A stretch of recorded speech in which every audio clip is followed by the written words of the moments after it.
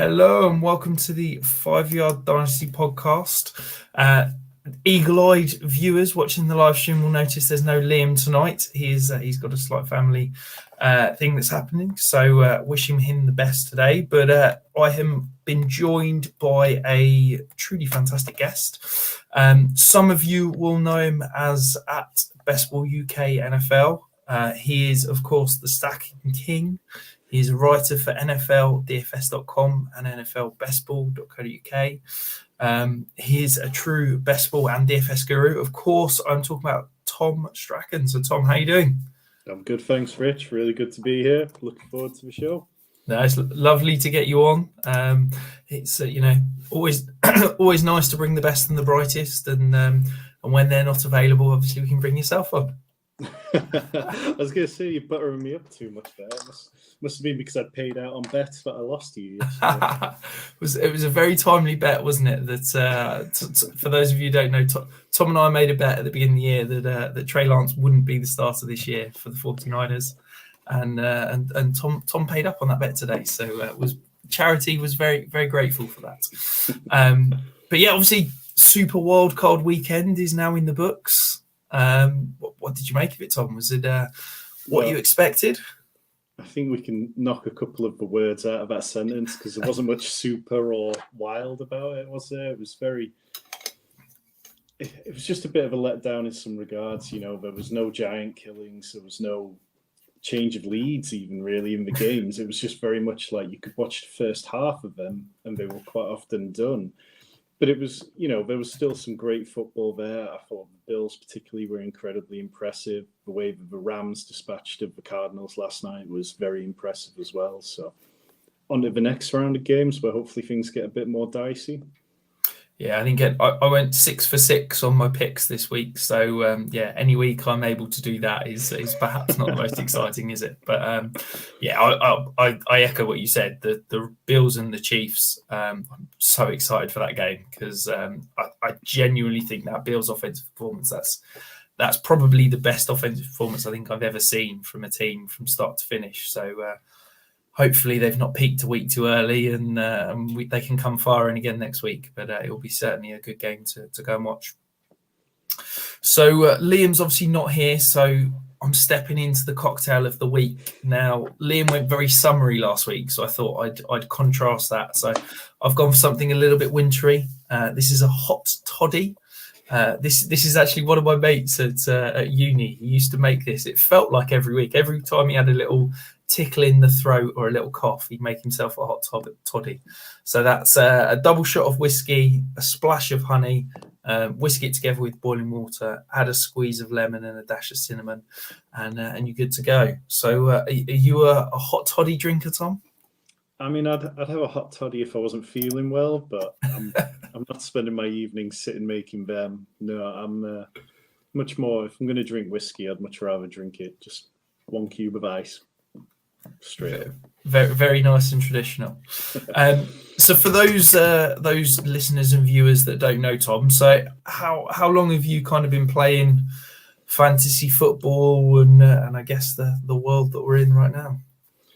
I think fantasy football probably going back about 6 or 7 years or so, but much like most people, it was only really when the pandemic hit where it was like try to find an itch to scratch where I ended up deep in the fantasy football world. Before then, I was only in a couple of leagues, whereas now, the list is quite endless. And before then, I did play DFS and I was always looking for different versions of fantasy football. But ever since COVID came into our lives, it's a pretty extensive list of things to check on a Sunday now. Yeah, it's it kind of went a little bit mental, didn't it? That summer, sort of April, May, June, it felt like everywhere you looked there was new startup drafts, and I've kind of envy you for diving into best ball rather than Dynasty or something like that. Well, yeah, I mean, I'm still in a healthy amount of Dynasty. It's just because I tell myself, well, it's all right. The best balls will take care of itself, and then. Yeah, I guess I'm probably in about 12 dynasty leagues and then, the usual redraft and charity leagues that we all jump into as well. Yeah. And how did you spin that into kind of starting to produce content? Well, I'd say it all came back from there. I think one of the first leagues I joined in that kind of period where everyone was looking for startups was the Fantasy Wildcards, who were previously known as the British Ballers, was it at the time? And in that league, there was so many nice guys that sort of like we're talking about Twitter things that I ended up diving in and creating my own Twitter account for my fantasy football ramblings. And from there, it just kind of, I was putting out threads, I was tweeting things that I thought about DFS and best ball, and eventually Adam, who's Touchdown Tips on Twitter, asked me if I was interested in writing for his site, NFL DFS, and it kind of grew from a very small article at first to something now that takes probably a full day of my life to put together every week. And then the best ball site was just my own because I wanted somewhere to put more and more content about that. And here we are. It's just one of those now where I started it as a burner account to hide my fantasy football ramblings, and now I barely ever check in on my other Twitter account. I have to say I envy the amount of time that you can put in, because it feels like it's got to be one of the most prolific Twitter accounts out there. The amount of content and just little snippets of information that you're putting out, it's mind blowing sometimes. Well, just don't tell my bosses that. No, I'm very lucky that I work alone in a room on my own for a lot of the time. So all those little points where you take a quick tea break or something like that, and it's like, just have a quick peek at these stats. I'll just have a quick look at this. It's a fantastic follow. So if you're not, make sure you're checking it out. To be honest, we were I was looking around for some significant news to cover off. That's normally Liam's job, and I'll be honest, there wasn't much. Obviously, we've got the Raiders doing typical Raiders things, and yes, they fired Mike Mayock, but nobody in the building knew about it, and it seems like they can't even do a simple firing straightforward. Do you think it's going to change the fortunes of the Raiders moving forward, Tom? I mean, Mark Davis sets the culture in that building, doesn't he? And he didn't want to fire John Gruden. It seemed like, that maybe the Raiders had done enough to stay the course this year, but it's also quite hard to know how responsible Mike Mayock was for anything that was going on, because it was so clearly John Gruden's team. John Gruden was hired with a 10-year contract. He was hired before Mayock. That, it's very easy to blame Mayock for some of the draft busts, but he had an okay record hitting on some of the later picks, and he drafted Max Crosby, who looks like a star. So personally, I just kind of saw the news, and not being a Raiders fan, I just felt very blank to it. It was quite hard to really care. Yeah, I think it's harsh, because I think he's kind of got this reputation that he didn't do very well. But John Gruden had control of the final 53. John Gruden had control and final say on every draft pick. That's got to be, I don't know the stats, but that's probably the only GM job in the entire NFL where you're not getting final say on a draft pick and you're not getting final say on the 53. So it's hard to sit here and criticize him as, underperforming when I'm not really sure how much final say he actually did have as such. Yeah, I don't think long term it's going to tarnish his reputation, and I would imagine that one of the benefits of this is that we get him providing his excellent draft coverage back on the air sometime. But perhaps he gets another chance down the line. You've got to imagine that it's right about now, as all these GMs are getting hiring, it's very much food for thought for them to be careful what they signed up for. And I wouldn't be surprised if it keeps someone like Daniel Jeremiah a long way away from taking a front office job. Yeah, I do wonder if it's going to create a bit of a bidding war, whether we're going to see NFL Network and ESPN and all of that going after Mike Mayock, and can almost write himself a blank check as such. He just needs to get himself on the old 5-Yard Dynasty podcast, doesn't he? There you go. That's lifelong dreams of his, I'm sure. But the only other news, I don't really know how serious it is, but there were some rumours that Jimmy G's got a shoulder sprain, should be okay to play. Do you think this could potentially open the Trey Lance door, or do you think that's well and truly shut? Well, I've shut my emotional Trey Lance door for this year, but I think given that Jimmy managed to get through this thumb issue, which sounded far more painful and far more of an issue, I'd be very surprised if he's going to let Trey Lance get out there and take first team snaps this week. Yeah. I think that they've said that he should be playing. It's hard to see, as you said, would anyone really sit in the playoffs, isn't it? You know, it's unless it's a serious kind of season-ending injury. It's one that he's probably just going to suck up and get through, isn't he? But that brings us to the kind of main bulk of the podcast. So today we're going to continue the series. We're going to continue working through our positional reviews. We've got Tom on to talk about the tight ends. Let's start at the top, Tom. I know it's what everybody's dying to hear you talk about. He was the tight end one, both in points per game and overall, and that was Mark Andrews. So as a well-known Ravens fan, what do you think about Mark Andrews long term? Well, I think long term, it's crazy how much recency bias, and fantasy Twitter, we're well known for recency bias affecting us, but so many people have suddenly crowned Mark Andrews as the tight end one in Dynasty. And whilst I've got a huge amount of Mark Andrews in Dynasty best ball redraft, I'm not quite sure I'm there on tight end one yet. I think, my argument for Andrews was always that he could get to this level. And if you looked at the performances he was able to give on a per snap basis, he was always churning out very high fantasy production. You go back to Lamar's 2019 season where he was unanimous MVP. Mark Andrews was a tight end 5 that year, but he only played on 44% of snaps. He only ran a route on 295 plays. I mean, for reference, this year, 23 tight ends ran more routes than that. So it really showed how well Mark Andrews was able to produce that year. And he was only 48 points behind Travis Kelce. So it always felt like, as a Ravens fan, if you could extrapolate that production over a higher snap count, then he could get up there. But this season was the perfect cocktail for Andrews. There was no running game at the start of the season, and Devonta Freeman and Latavius Murray did come along well as it went on. But the defensive issues got worse as the season went on, like to the point where just absolute nobody's playing cornerback. So the Ravens were forced to pass at the highest rate they've done under Lamar. And as long as Andrews was able to sustain his target share, he was always going to be able to put up good numbers. And I'm just not sure we're going to see that from them again next year. I'd like to think that Marcus Peters will be back out there, Marlon Humphrey will be back out there, and the defense will be a bit more physically imposing. I'd like to think that, J.K. Dobbins and Gus Edwards will be back out there and that the running game can happen.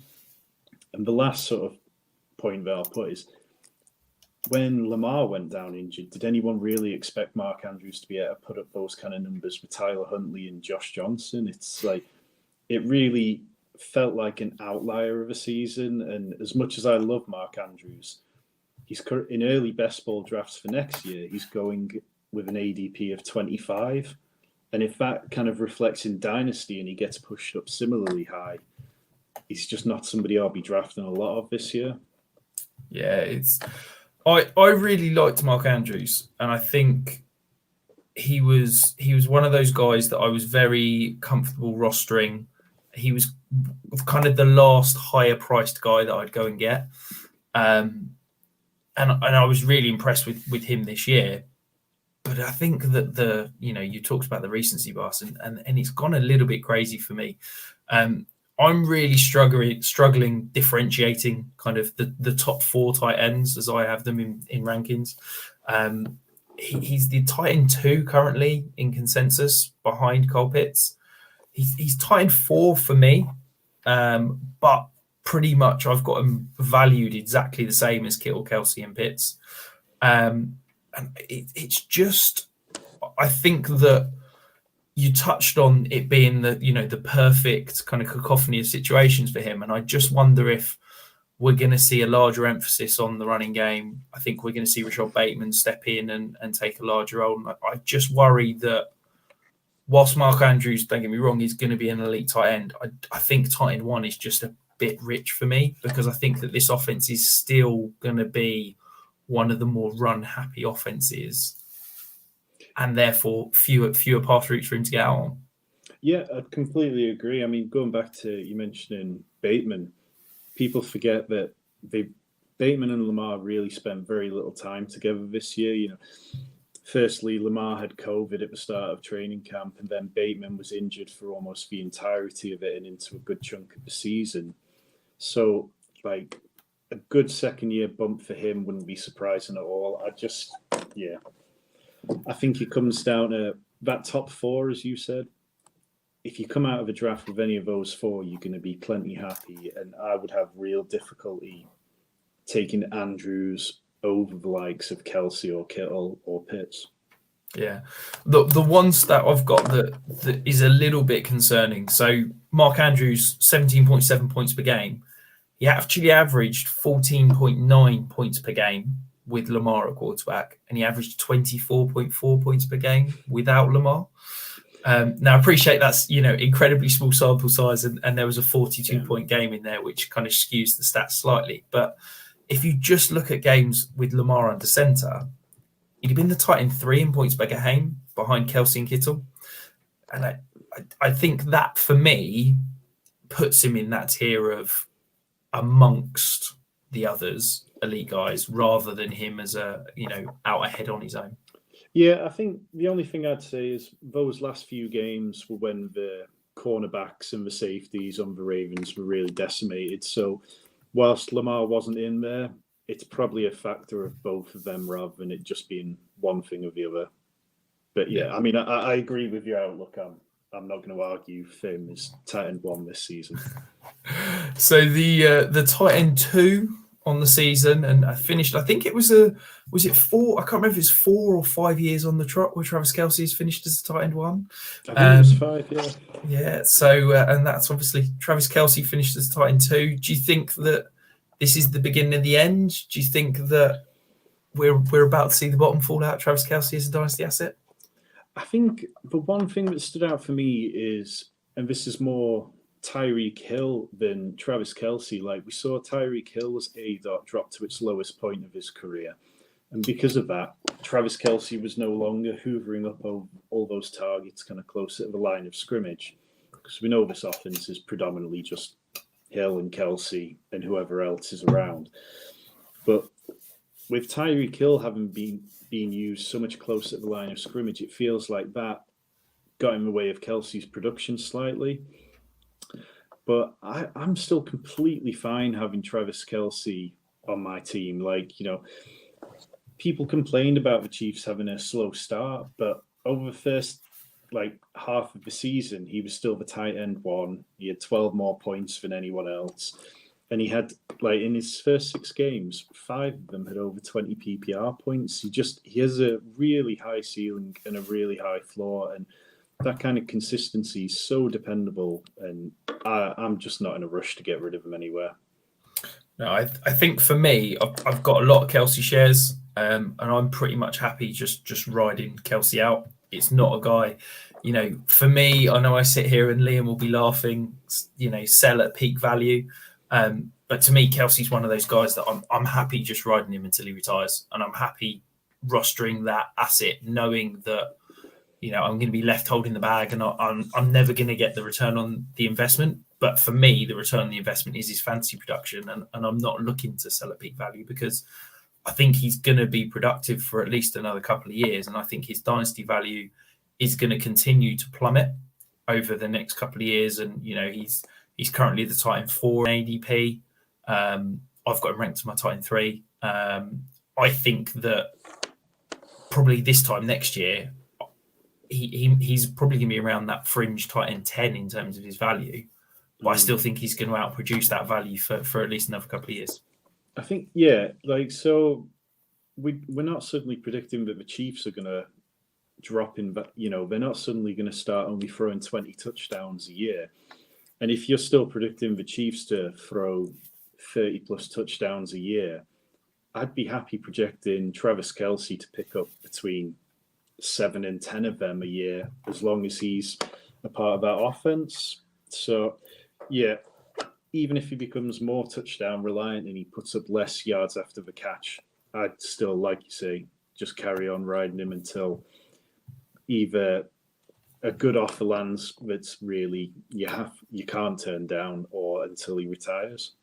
Yeah, and I think, look, the Chiefs are probably going to add a piece to that offense this offseason, whether that be via trade, free agency, or in the draft. I'm convinced that they're going to add a third asset, and to me, that only boosts Travis Kelce, because I think his target share is not going anywhere. But if teams are having to account, I've talked about it a few times this year about teams sitting in that cover 2 shell and asking the Chiefs to, complete 10, 12, 15 play drives. Well, if you go and stick a, possession, big-bodied ex-receiver on the field that can catch those, 5 to 10 yard intermediate routes, just move the chains, that's only going to help them, and that's only going to free up space for Travis Kelce. And I think that the guy is still an elite separator. And I think we've seen, the tight end greats of yesteryear, the likes of Gonzalez and Antonio Gates, still be able to produce from a fantasy perspective late into their careers because of that nuance and route running ability. And I fully expect that to continue. Yeah, I completely agree with you. I know it's, he's 32 years old, so it's going to be one of those where the Dynasty community just feels like they have to get off him, but I'm definitely fine with it for at least another year or two. Awesome. And then the tight end 3, again, in finish and in points per game. So we at George Kittle. I guess this gives you an opportunity to talk some more about Trey Lance, Tom. Well, says you invited me to. I mean, there's a narrative that Lance could be bad for Kittle's fantasy value, and I just, it's just nonsense. We've seen one game with George Kittle and Trey Lance on the field together, and in my opinion, I think the bigger issue is that the Niners have been bad for Kittle's value. Over Kittle's career, he set a career high in touchdowns this year with 6. He hasn't had the chances in the red zone. You go over the last 4 games, which is 1 Trey Lance game and 3 Jimmy G, and he's run 114 routes in that period and had 9 catches for 78 yards and 0 touchdowns. This is a guy at this end of the season in the playoffs should be a huge part of their game plan. And it seems like occasionally they get too focused on how much of a good blocker George Kittle is. But yeah, the idea that Trey Lance can't help George Kittle to these numbers, it's just nonsense to me. I mean, I feel like, there's no reason why Trey Lance can't come in and help Kittle to continue producing at the same level. And yeah, he's 28 years old and he does a huge amount of blocking. So is a concern that he's going to be able to keep going fitness wise and stuff like that. But yeah, this whole top tier, I have no problem with any of them. And I'll keep, if I've got Kittle on a couple of rosters and I'm not looking to move him anytime soon. Yeah, no, I think for me, I'm a true believer in Kittle. We talked about these 4 being in a tier, but I've got Kittle as my tight end 1. I think that, to me, the move to a Lance offense is only going to be good for Kittle. I think it's going to free him up a little bit. I think we're going to see Kyle Shanahan get a little bit more inventive with how he's using Kittle, rather than just, using him as a more traditional tight end like he is now. People talk about him being used as a blocker, but he's still getting out. This year he got out on 79.4% of passing routes for the 49ers. To give you an idea, Mark Andrews, who's not particularly noted as a blocker, he was at 79.8%. So basically the same route participation rate. So, yes, he is a far better blocker, but he's still getting out on a big chunk of routes. He's getting targeted on 25% of the time when he's out on routes, which is, led all tight ends. Yeah. And I just think that, for me, I see this offense taking a step forward when Trey Lance comes in. And yes, there will be potential that we see a slight reduction in the number of passing attempts, but this is already a run first offense. I don't know how much more it can go run first. I think whilst Trey Lance is going to get his kind of rushing attempts, I think we're probably going to see it eat into the running back and Deebo Samuel, and less so into the pass attempts. And I think that for me, George Kittle is going to see an increase in touchdown opportunity, and his passing kind of route participation and target share isn't going to change. So for me, I see Trey Lance as an uptick. And I really think that George Kittle is an elite guy that, we're talking 3-4 years and should give you that tight end one potential over the next few years. No, I agree with that. I think, we've seen it very much with Lamar, like we said. We've seen it with Jalen Hurts, where it's like these running quarterbacks, tight ends quite often become someone for them to depend on. And with Kyle Shanahan, the Niners should definitely be able to put together an offense that, like you say, eats into the running back production. But as long as you're efficient in the red zone, everyone can still be fantasy relevant. And so far, over Kittle's career, he's got 20 touchdowns in the last 5 years. And to give you an idea, like Travis Kelce is 43 in that time, and Mark Andrews is 29 in just 4 years. So if they can suddenly unlock just even a little more red zone work for Kittle, then I think he can really be that tight end one without a problem. I mean, he only had 8 red zone targets this year. Like, that's just not enough for a player of his caliber. Yeah, absolutely. So moving on to the tight end 4 on the year, I guess this was the first kind of breakout tight end, if you want. So he was the tight end 31 in August ADP. He finished as tight end 4, but was tight end 7 in points per game, and that's Dalton Schultz. So Tom, he is a free agent in Dallas, along with Cedric Wilson and Michael Gallup in that receiving room. Do you think that Schultz is going to stay in Dallas? Do you think that he's going to retain his dynasty value kind of moving forward, or do you think it was a bit of a flash in the pan? Well, it was definitely another perfect scenario. I mean, he did look like the tight end one at the start of the season before Jarwin got injured, but then that and the Michael Gallup injuries definitely meant that they were having to use him more often. But, I mean, I just can't see... The Cowboys are in a bad cap situation because they gave Zeke this terrible contract, which is going to haunt them forever. I mean, they paid Blake Jarwin already, so you're not going to pay 2 tight ends the kind of money which it would take to get Schultz to stay. And are they going to... I know Jerry always gets his guys, blah, blah, blah, but... Who do you think's more important, keeping Schultz or Gallup? For me, it'd be keeping Gallup and having to let Schultz walk, take the comp pick, and actually try to develop Jarwin into the person that people were telling us he could be a year or 2 ago. Yeah, I think that for me, I just can't see a world in which they can retain Dalton Schultz unless he takes a massively under market deal. So they're currently 21 million over the cap for 2022. Okay. That doesn't include a left guard because Connor Williams is a free agent. Yes, they can free up some money fairly easily. They could free up about 20 million in cap space if they restructured Amari Cooper. They've potentially got some wiggle room with both their tackles in Tyron Smith and Lyle Collins. But you've also got potentially, I think Trayvon Diggs is a free agent as well. No, really? Am I making that up? No, he's... Yeah, well, Leighton Van Der Esch is definitely somebody who's a free agent who they've been saying that they want to sign as well. But yeah, they've got loads of work to do.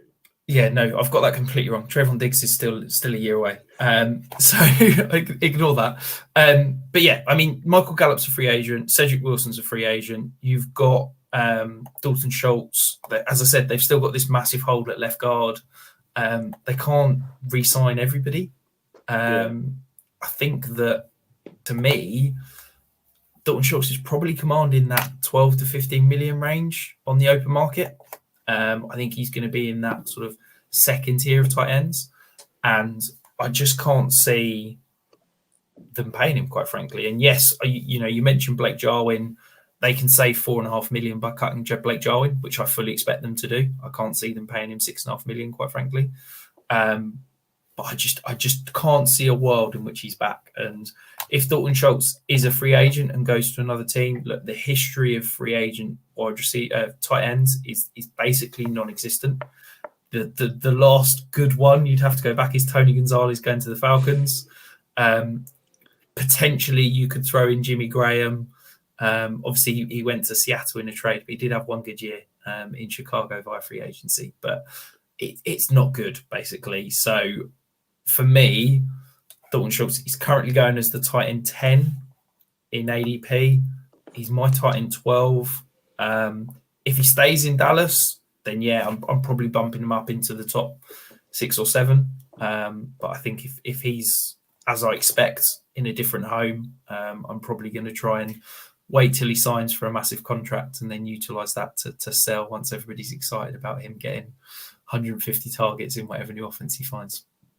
I tell you where I could use him. Your boys, the Jets. The Jets could use everyone. Let's be honest. There's not many core pieces that we're building around.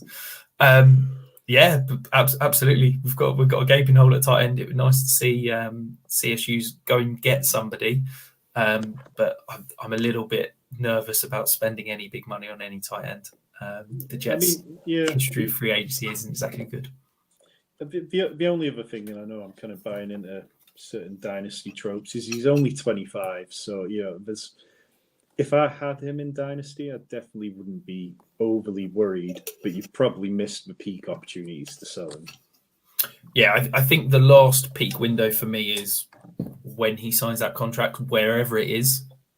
I think that's your opportunity to go and sell. So the tight end 5, he was the tight end 10 in points per game.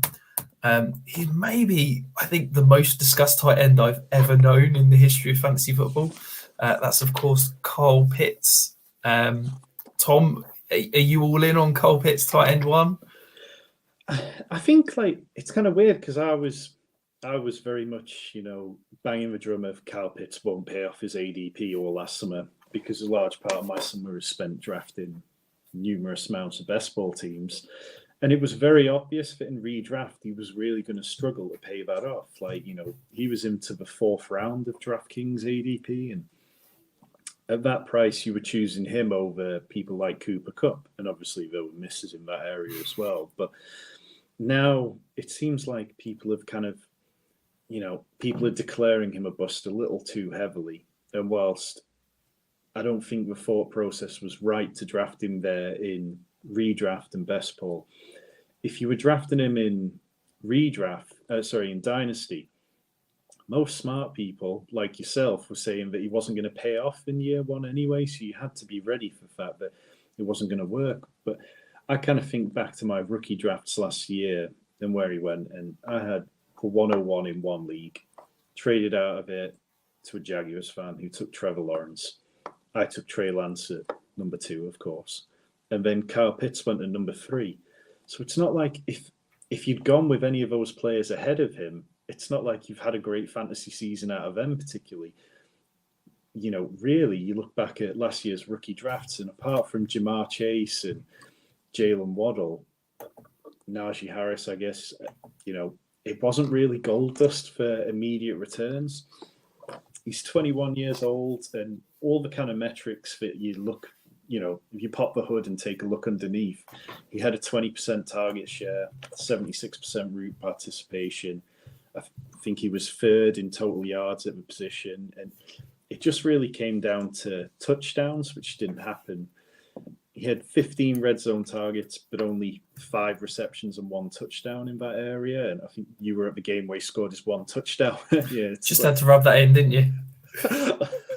Sorry, I forgot I was against the Jets until you said that. But, it's incredibly hard for tight ends to finish in this real top 2 or 3 unless you're putting up 7, 8, 9, 10 touchdowns. Like Darren Waller did it a few years ago, but he had to put up 90 catches and 1,200 yards to do it. So Kyle Pitts has had a good season. I think, if you want anyone who took him as a tight end one in a startup, I wouldn't argue against it whatsoever. I think it just depends how much you're ready to accept that there might be another bumpy year or two in Atlanta before he really starts paying off in an elite fashion.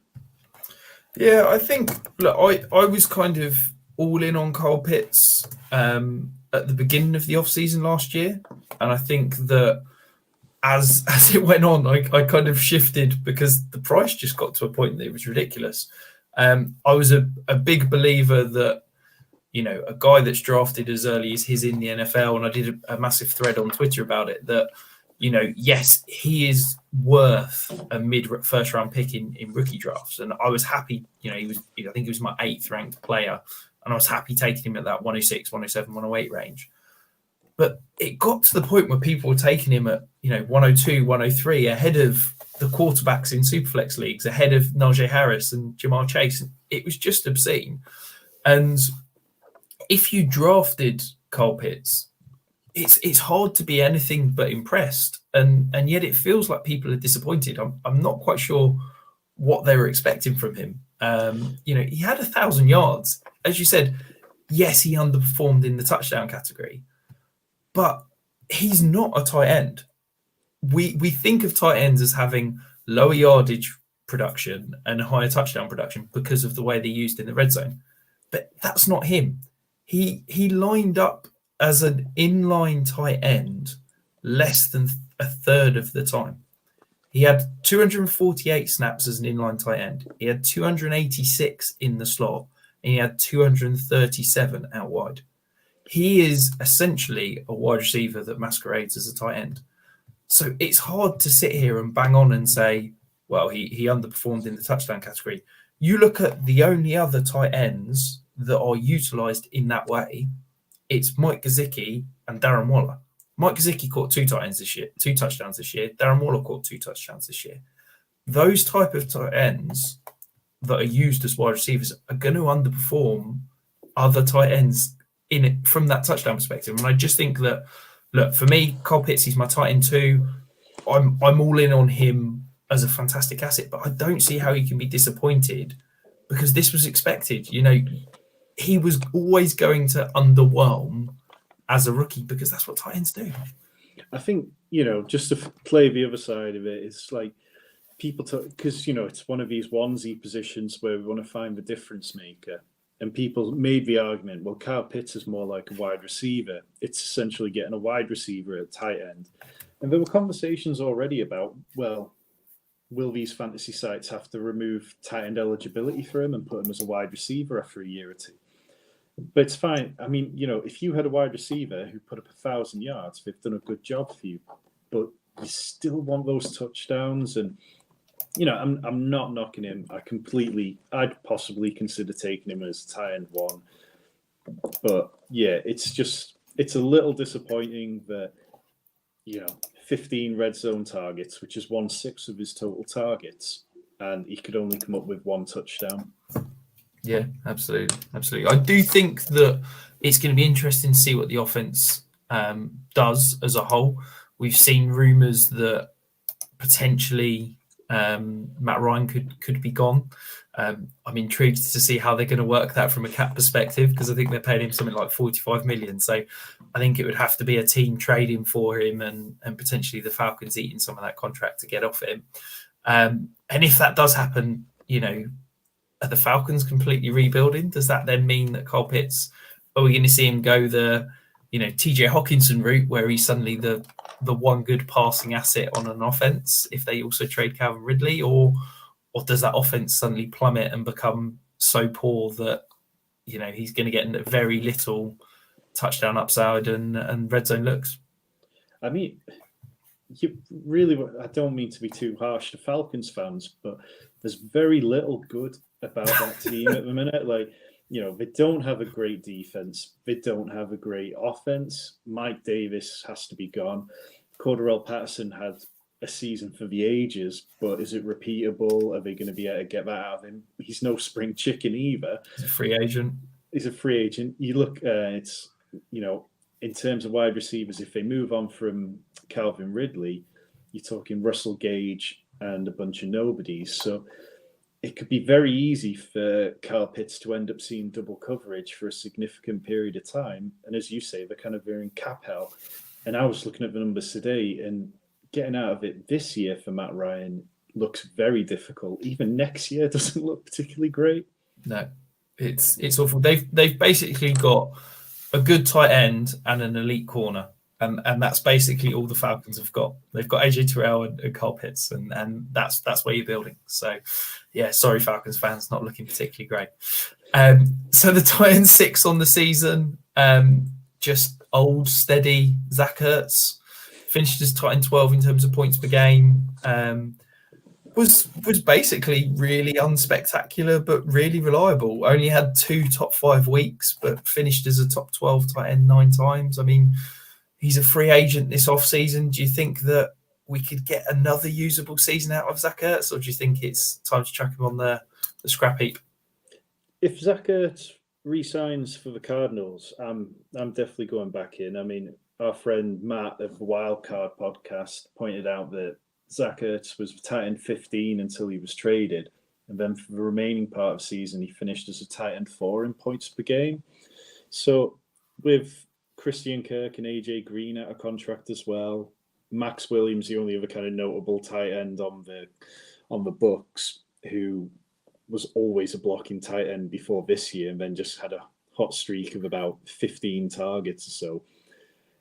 I kind of expect Zach Ertz to stick around. It seemed like he developed a good rapport with Kyler Murray, and they're going to need pieces to build this offense back up. And yeah, I'd be completely fine taking him. I think I'd assume you could trade probably about a third for him at the minute, given that his age is 31 and he looks like he's had a tough paper round.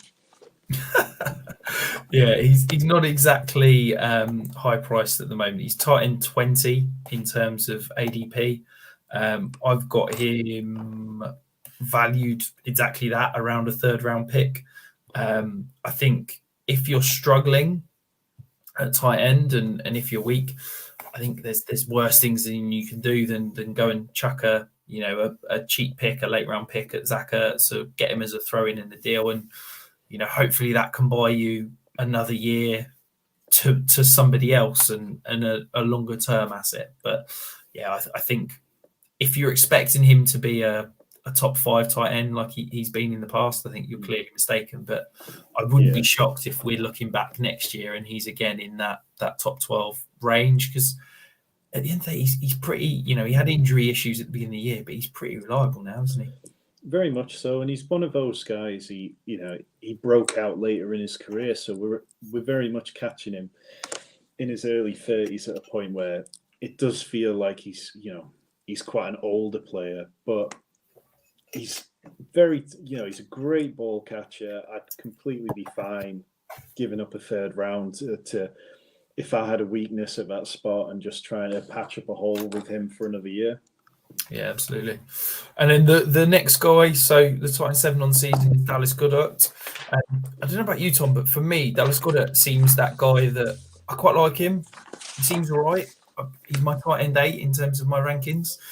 But I never want to pay the price that it costs to go and acquire him, because he's not a difference maker, and he just feels like a bit, he's all right, but he's kind of forgettable almost. Yeah, I get that. I mean, he's valued around late 1st or so, and beauty's in the eye of the beholder a lot. And a lot of people were waiting on Dallas Goddard to break out with Zach Ertz leaving. So most people who own Dallas Goddard are going to be, I feel like they've got that emotional attachment to him. And I do really like him. To me, and I hate to just bring up my Ravens for the sake of it, but there's something so intrinsically obvious about where the Eagles are with where the Ravens were. You can draw comparisons between Hurts and Lamar, Goddard and Andrews, Devonta Smith and Marquise Brown. And if the Eagles would actually commit to Jalen Hurts and build around him with these draft picks, I can see Dallas Goddard having a really good season next year. I mean, again, it was that trigger point where when Zach Ertz was traded away, Goddard finished the rest of the season from that point on as the tight end 5. and he had 830 yards. So it's easy to make a case that next year he could get up over 1,000 yards if he's able to stay healthy. And this Eagles offense is a little more consistent, but he's not somebody I'd trade for because I just feel like with a late first round pick, there's probably someone else that I'd prefer to give up a late first round pick for. But in startups or in redraft or best ball, I definitely won't be against taking him next year. Yeah, I think he's as a player, as an asset, I like him. You know, he had a decent racer. In fact, he led tight ends in terms of conversion rate. He's very efficient with what he gets, which is all things that point to him, you know, potentially producing better next year. I guess it's just, for me, he's the kind of guy that I just don't like acquiring in startups. It's the point at which I'm either tight end early or not at all. And in trades, I just feel like if I'm paying a late first, I'd almost rather, you know, add a second and move up a tier to the next load of guys. Goddard's not really a player that I want to go out and buy, and I feel like you get potentially great return on that investment. Would you rather trade for Goddard or Hawkinson? Oh, definitely Hawkinson. I think if I've got Hawkinson 2 spots higher, I think if we're talking similar price, I'd definitely go Hawkinson, because I think Hawkinson's got a much higher upside, and I think his ceiling is much higher. And I think that for me at the tight end position, I'd rather, you know, punt for that elite upside, because I think that I can replace average production with waiver wires and cheap, you know, Zach Ertz's that you can get on the cheap. Yeah. Whereas I could look back in 2 years' time and TJ Hawkinson's broken into that top 4 tight end range. I don't see that in the realm of outcomes for Dallas Goddard. Yeah, the one thing I'd kind of wrote down was it wouldn't surprise me to see Dallas Goddard finish inside the top 8 at tight end for the next 2 or 3 years. But could I see him finishing in the top 4? It's a bit harder to project that. Yeah, he's just a meh, isn't he? Perhaps sticking on the meh standpoint, we've got, you know, I mentioned him earlier, a wide receiver playing tight end, Mike Gesicki, running over 90% of his routes this year as a wide receiver. Again, another free agent. Do you think that he stays in Miami? Do you think he's someone you can kind of rely on long term, or do you think he could be a potential casualty in a new home? It's one of those where I kind of feel like he could stay in Miami because, I mean, Chris Greer, the general manager, could do with a win. Brian Flores has been pushed out and Chris Greer somehow held onto his job. And it always feels like GMs love re-signing a player who they drafted. So it feels like one which would be quite obvious. And I'm fairly sure Miami are in a pretty good cap situation. But, I mean, last year I was saying sell Gesicki. He's going to be completely marginalised with Fuller, Parker and Waddle there. But with the injuries, he kind of looked into this situation where he still had to keep playing the way that he was previously. And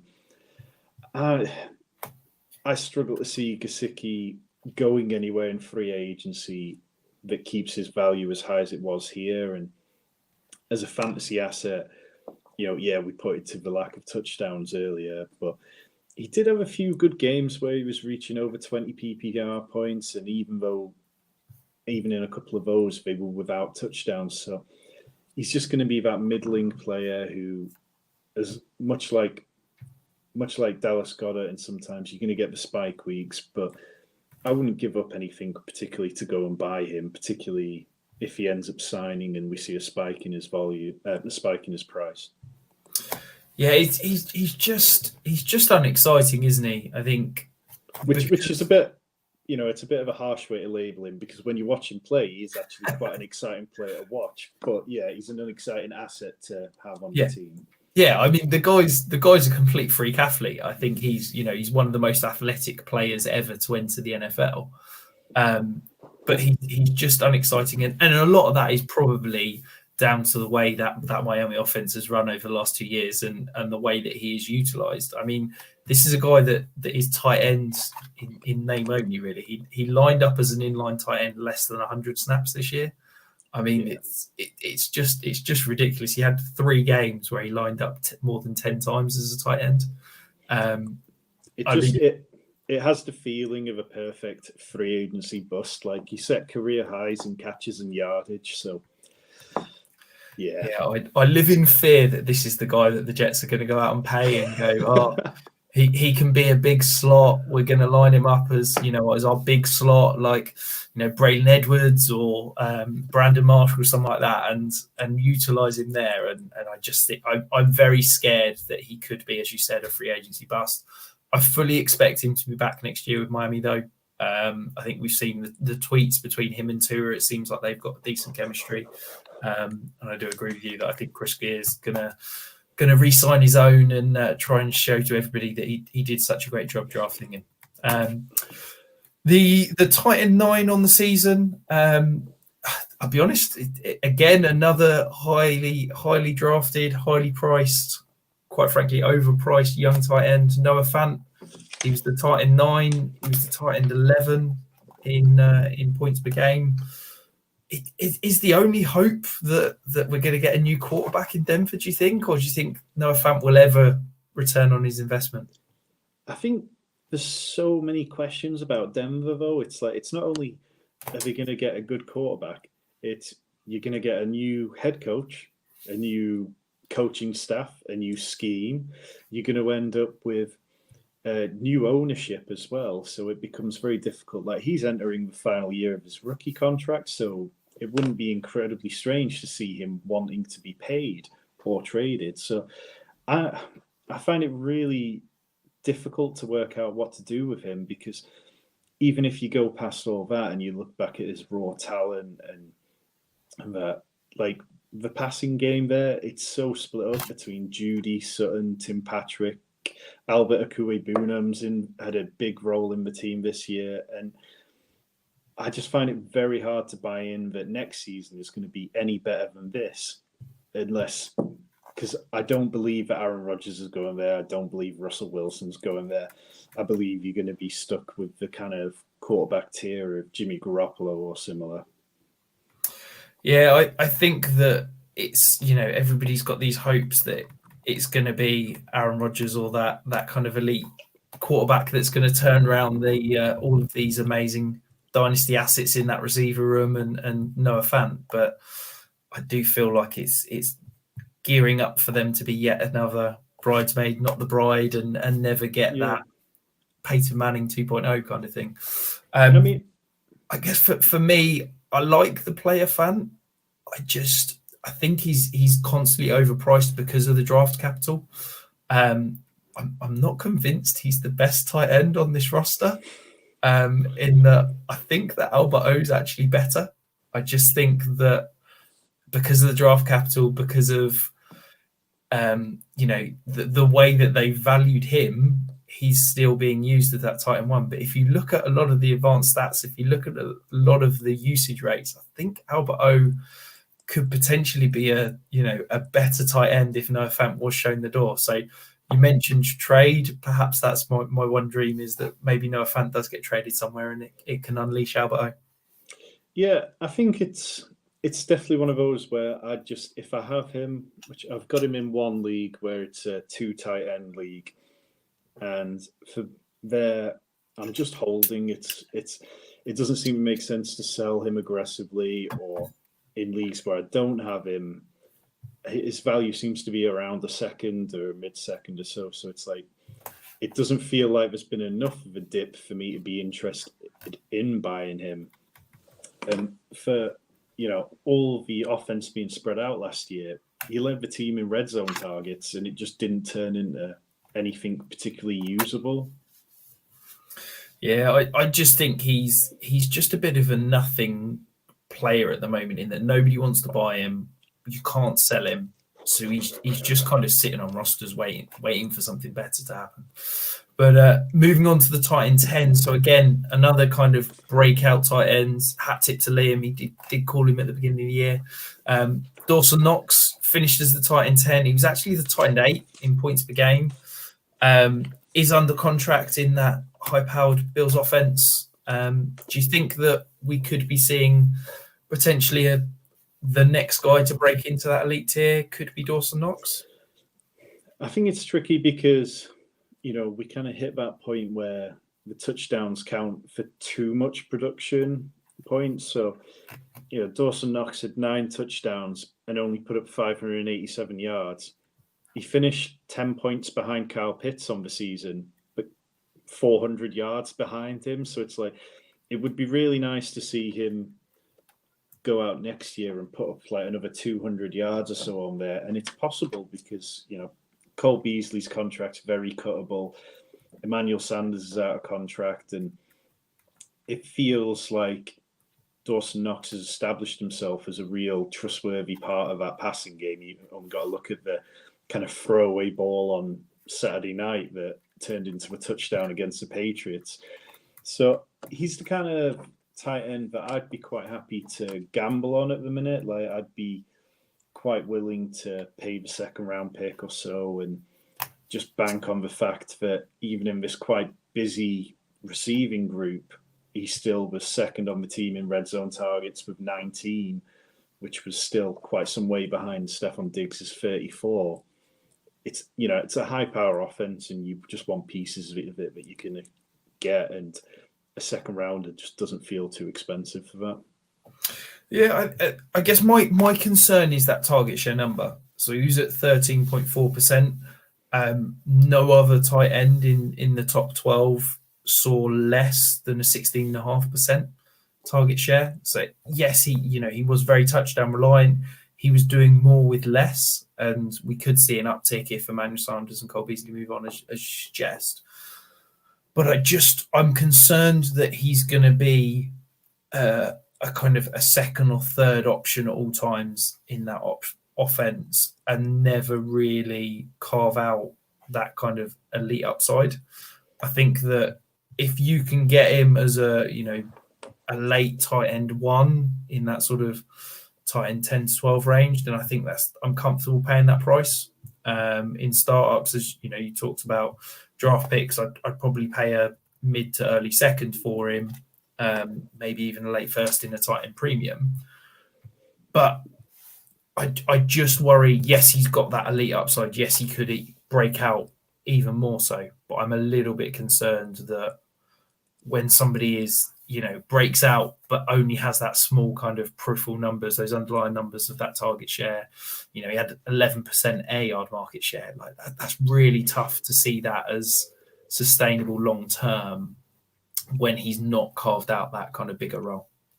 Yeah, I think the only thing I'd add is that his floor felt very secure. Like even in the games where he wasn't scoring touchdowns, he was regularly putting up double-digit points. And whilst that doesn't necessarily win you a week, it was consistent enough that it doesn't kill you. And if I can get that for a second rounder over the likes of somebody like Mike Gesicki or so, I'd take that quite happily.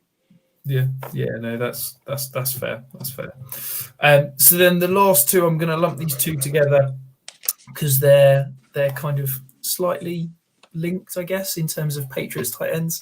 So Hunter Henry was the tight end 11.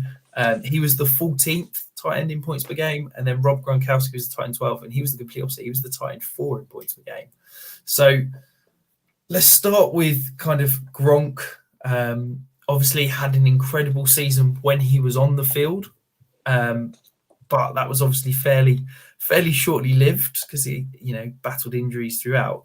Do you think that we've got the potential for Gronk to produce again, or do you think that we could potentially see retirement in the off season and nothing more?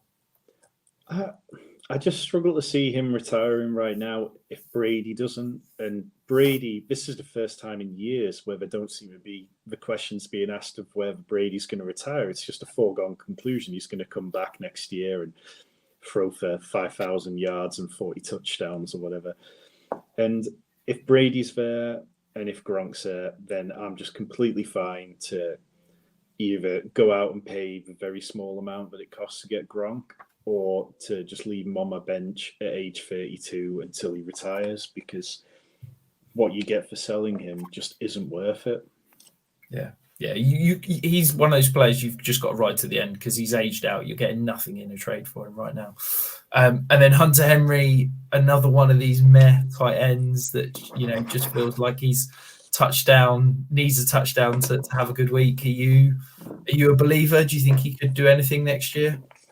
I kind of surprised myself a little with Hunter Henry, and I think I am in on Hunter Henry for next year. He's put up a couple of seasons back to back now where he's been pretty much healthy, which was the knock on him for a while. And the relationship that he's formed with Mac Jones, it just feels very solid. That this New England offense is going to be run first. We know it's not going to be fantasy gold anytime soon. But it just feels like Hunter Henry has become the main passing option in that offense. It feels like the relationship he's got with Mac Jones, there was a lot of quotes this weekend about how close they are. When Hunter Henry signed there the day after Jonnu Smith, or whichever way around it was, everyone was either team Henry or Smith, and Jonnu Smith just seems completely out of the picture now. It wouldn't be surprised if he was healthy scratched for game days, but like Hunter Henry is leading the team in red zone targets. And I always find these kind of young quarterback relationships with their tight ends are ones which I want to latch on to. Like you go again back to Lamar and Andrews, or look at Trevor Lawrence with Dan Arnold this year. There was a period where they were producing nicely. Fields and Komet. It's like, it just feels like a good safety outlet, and I don't have any faith in Bill Belichick to either get a good wide receiver in free agency or draft one. So yeah, I'd be fine rolling with Hunter Henry as not necessarily my tight end one on a competing team, but if I had a competing team and I could pick up Hunter Henry for a couple of third round picks or so, then that'd be a great bit of business in my opinion. Yeah, I think he is very touchdown reliant, and he's more touchdown reliant than any other fantasy tight end really in the top 12. But I just think that that's not necessarily a bad thing at the value he's costing, and I appreciate I said that with Dawson Knox, it was a bad thing. And that's because Dawson Knox is costing you more than Hunter Henry. And I think that Hunter Henry is, as you said, he's basically 2/3. Like he's going in the tight end 15 to 18 range in ADP. Like he's a mid tight end 2. And this is a guy that you can basically plug in every week. You never feel great about it, but that he'll kind of get you out of hole, and he's a solid tight end 2 to have in your roster.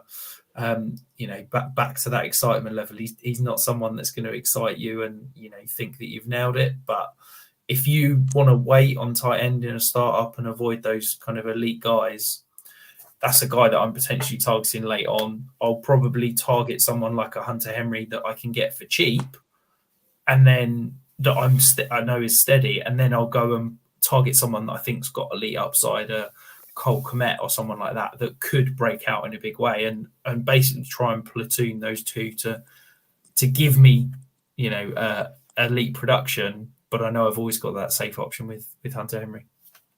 No, I agree. I think it's just one of those where it's like, I like to have faith in good coaching, and it burned me a bit with Trey Lance and Kyle Shanahan this year, but Bill Belichick and Daniels, they're going to keep the Patriots going towards the red zone. They've got a good system in place, and as long as they're scoring touchdowns, then Hunter Henry has a good chance to keep scoring touchdowns himself. Yeah, exactly that. So the two that are kind of worthy mentions, I guess. So TJ Hawkinson was the tight end 13, but was the tight end 6 in points per game. Darren Waller was the tight end 16, but was the tight end 5 in points per game. Obviously very highly priced, quite disappointed if you owned them, given the fact that they did suffer those injuries and struggled all year with them.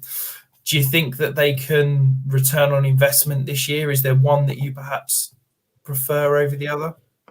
Yeah, I kind of lean Hawkinson, which surprised me a bit because I was quite in on Darren Waller this year in best ball and redraft. But Darren Waller's only had one season where he scored over 3 touchdowns, and Derek Carr's somebody that I always worry about his ability to support fantasy options. And with Hunter Renfro breaking out this year, it just, even though Darren Waller saw good usage in the last couple of games, I'm just not there with this Raiders team at the minute. And, perhaps Brian Edwards breaks out at some point and that makes it even harder. But I'm kind of in a wait and see mode with them. Whereas with Hawkinson, I felt really, really impressed by what I saw from the Lions this year. And, there's a bit of chatter amongst people that Amon-Ra St. Brown's going to eat into Hawkinson's target share. But for me, it's that thing of they're going to be infinitely a better offense with them both on the field than they were at the parts of the season where it was either or. And yeah, I think for example, when I was kind of looking at your rankings and trade values today and looking over some of these stats, part of me was thinking about selling Andrews for Hawkinson plus, because I have a lot of Andrews, and if I can capitalize on that a bit, and whilst Hawkinson's values dipped, it just seems like a good trade to make to me. Yeah, I quite like that as a move. Obviously, depends what that plus is as such, but yeah, no, I think that TJ Hawkinson is, and I think Darren Waller as well. They're both guys that are gonna see a dip in value this off season because we're very much of what have you done for me lately, and I think that people are gonna kind of remove those two from that elite four that we sort of talked about. And I can't. You mentioned about St. Brown eating into Hawkinson's target share. I can't get my head around that. There's an awful lot of target share to go around, and there's not many other options. Hawkinson had a 20% target share this year. That means there's still 80% targets to go around, and there's only so many that St. Brown and DeAndre Swift can eat up. I think that for me, I'm sniffing around values of both of these because I think that I've still got them as my tight end 5, tight end 6 in Dynasty. And I think that if people are starting to get scared that Hawkinson is injury prone and won't ever truly break out, and that Darren Waller is on the downturn of his career, I think they could be some decent kind of buy cheap options that I think could easily produce, tight end 1 numbers, overall tight end 1 numbers, because I think that for me, after those top 4, it's very much a tier of these two and then not much else. Yeah, I'd agree with that. And then the only other guy that I kind of wanted to touch on slightly was Pat Freiermuth. Obviously had a very good rookie year.